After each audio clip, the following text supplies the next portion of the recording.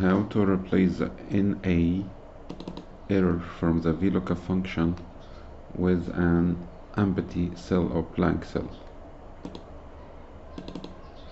Actually, I have seen a lot of ways to do this. I have seen a lot of functions or tips and tricks to do this, but some people use the nested if function or if function to do this, a long function to do this, but I have a really fast way to do this.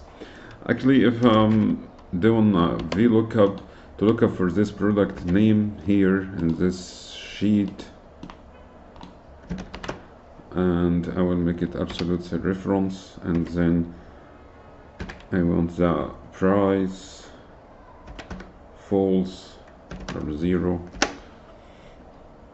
Here, if I have the product name in my original sheet, it will come with the price. But if I'm looking for a new product or some item that doesn't exist in the old data, I will get the NA error.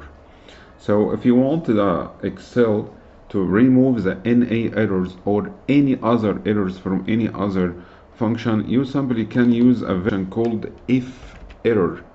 We will do this before the VLookup function. IfError, I'm asking the Excel to think about or try to solve this function.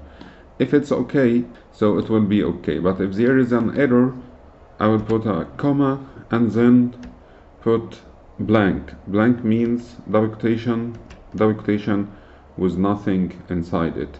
Then close the brackets for the IfError function. Now this function is okay, but when I drag it down to the other cells, if there is an error, it will just tell you nothing. I think this is the easiest way to do it. Just use the IfError function and it will solve it. Thank you. Don't forget to subscribe to my channel.